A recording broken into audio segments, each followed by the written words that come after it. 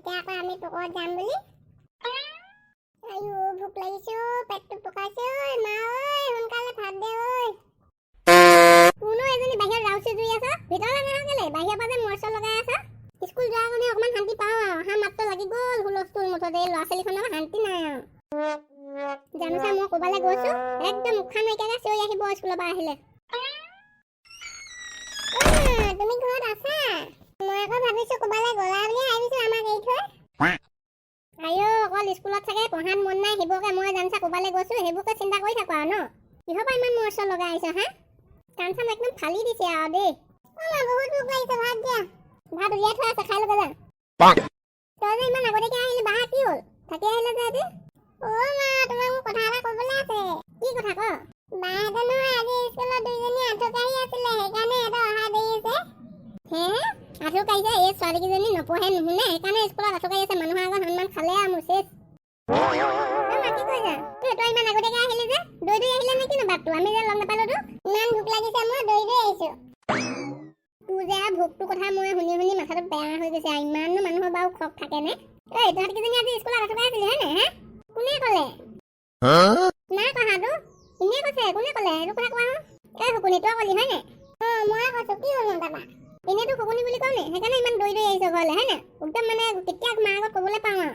তই এতিয়া তাইৰ লগত লাগি থাক হয় নে নহয়? সেইটো কথা ক। কিহৰ পৰা আঁঠু কাঢ়ি আছিলি স্কুলত? হেৰি স্কুলত নেওতা মুখস্থ লৈছিলে, মুখস্থ নাছিলে, সেইকাৰণে আঁঠু কাঢ়িবলৈ দিলে। আৰু পঢ়িব ক'লে নপঢ় হা? এতিয়া মানুহৰ আগত সেই আঁঠু কাঢ়িছ ন, লাজ পাইছ নে নাই? মই যে পঢ়িব নোৱাৰো বুলি তই ইনচাল্ট কৰি থাক, এতিয়া কেনেকুৱা লাগিছে হা? তই চৈতানি, তই বৰ বেছি হেৰি সতি সাবিত্ৰী দেখাব নালাগে। সেইদিনাখনি তই আঁঠু কাঢ়ি আছিলি আকৌ। মাৰ আগত আমি কোৱা নাছিলো আকৌ কথাটো। তই দেখিছিলি নি? আমি চব নাজানো বুলি ভাবিছ? তাই আমাৰ কথা লৰালৰিকে লগাবহি, তাইৰ কথা আমি নকওঁ হে? হ'ব হ'ব, তই এতিয়া কাজিয়ালৈকে মৰিব নালাগে। আজিৰ পৰা যদি ভালকে নপঢ় কেনেকুৱা পিটন খাবি তই? গোটেই কেইজনী পাবি, এজনীয়ে নাপাওঁ নহয়। হ'ব আমি ভালকে পঢ়িম। যা যা, ভাত বাঢ়ি থোৱা আছে, খাই লগে। কাপোৰ কেইটামান দিয়াই থৈছিলো ধুবলৈ, টাইমেই পোৱা নাই, খালি লওঁগে মই। যাওঁ সোনকালে, তই ভাতকেইটা খাই লগে যা। চৈতানি, তহঁতি মোক এৰি থৈ আহিলি যে হা? তই যিটো লেহেমত আহিছো আৰু, মোৰ ইমান ভোক লাগিছে সেইকাৰণে লৰালৰিকে গুচি আহিলো আৰু দৌৰি দৌৰি। ইমান আঁঠুকেইটা বিষাইছে, আঁঠু কাঢ়ি কাঢ়ি 1 ঘণ্টা আঁঠু কৰাইছে। সেইকাৰণে মই লাহে লাহে আহিছো। অকণমান ৰখি দিলে নহয় কিন্তু ইমাননো মৰ ভোক নে? আগতীয়াকে আহি লাভটো কি হ'ল? গালিহে খালো মাৰ পৰা। এইজনী শুকুনিয়ে লগাই দিলে মাক আঁঠু কাঢ়ি আছো বুলি দুইজনী। এই হেৰামজাদি, কেলে মাক কৈ দিলি হা? সেইদিনা তই আঁঠু কাঢ়ি আছিলি, তোৰ কথা কৈছিলো নেকি আমি? মোৰ পেটত ৰাখিব নোৱাৰিলো আৰু কৈ দিলো, বেয়া নাপাবি দেই। মোৰ মানে পেটটো বিষাই গৈছিলেগে, সেইকাৰণে কৈ দিলো আৰু পেটত ধৰি ৰাখিব নোৱাৰিলোগে আৰু। আইও তাইৰ কথা শুনচোন, তাইৰ পেটত কথা ৰাখিব নোৱাৰি পেট বিষ হৈ গৈছেগে। আজিৰ পৰা তোৰ স্কুলত মাৰ খালো, আঁঠু কাঢ়িলো, চব মাক কৈ দিম আমি ৰ। বা নকবি না, আজিৰ পৰা নকম আৰু দে তহঁতৰ কথা। মা ক'লৈ গ'ল? মা কাপোৰ ধুইছে। ৰেডিঅ'টো কি হ'ল? ৰেডিঅ'টো শুনি নাটৰি দিবলৈ হ'লে ৰেডিঅ'টো বিচাৰ পটাপট বিচাৰ। মই আজি সেইকাৰণে দৌৰি আহিছিলো, পাহৰিয়ে থাকিলো নহয় কথাডালত। ৰ মই মাক সুধি আহোঁগৈ ৰেডিঅ'টো ক'ত আছে। ধেত আধা দি গ'লেই চাগে, ইমান উঠনিৰ পৰা মই পাহৰি গ'লো নহয়। যদি মনত পেলাই দিব লাগে। তই পালি নাই? লৈ আকৌ সোনকালে। পালো ৰ নিছো। ৰেডিঅ'টো মই ল'ম দেই, মোৰ ওচৰত থ। নহ'ব, মোৰ ওচৰত দে।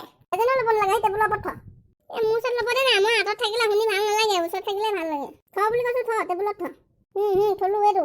বহি ল দিলে শুন হুলস্থুল নকৰিবি দে, ফুচু কৈ দিছ এতিয়া। নমস্কাৰ শ্ৰোতাবৃন্দ, আজি আমি আৰম্ভ কৰিব লৈছোঁ হুনিন হাতৰি অনুষ্ঠানটি। আমাৰ আজি এই হুনিন হাতৰি অনুষ্ঠানটিলৈ আপোনালোক সকলোকে স্বাগতম জনাইছোঁ। আপোনালোকৰ পচন্দিতা গীতসমূহ আমাক অনুৰোধ কৰিব আৰু আমি যিমান পাৰোঁ আপোনালোকৰ অনুৰোধসমূহ ৰাখিবলৈ চেষ্টা কৰিম। আজি হুনিন হাতৰি অনুষ্ঠানটিৰ প্ৰথম গীতটি গুৱাহাটীৰ ধ্ৰুৱজ্যোতি ডেকাই আমালৈ চিঠি পঠিয়াইছিল। তেওঁ আমাৰ পচন্দৰ জুবিন দাৰ যিকোনো গীত এটা শুনাবলৈ অনুৰোধ কৰিছিল। আমি তেওঁৰ অনুৰোধটো ৰাখিবলৈ চেষ্টা কৰিছোঁ। গাগৰি কঁকালত লাহৰি দুগালত মৰু মৰু লাগে তোমাৰে ৰূপত পানী অনা ঘাটলে নাযাবা দেই অকলে চল পালে কোনোবাই লৈ যাব ধৰি লৈ যাব। আশা কৰিছোঁ আপোনালোকৰ প্ৰথম অনুৰোধৰ গীতটি আপোনালোকৰ শুনি ভাল লাগিলে। আমি এতিয়া দ্বিতীয়টো অনুৰোধৰ গীত ৰাখিবলৈ চেষ্টা কৰিছোঁ। দ্বিতীয় গীতটিও জুবিন দাৰে বুলি লিখিছে, সেইকাৰণে আমি জুবিন দাৰ গীত এটা আগবঢ়াইছোঁ।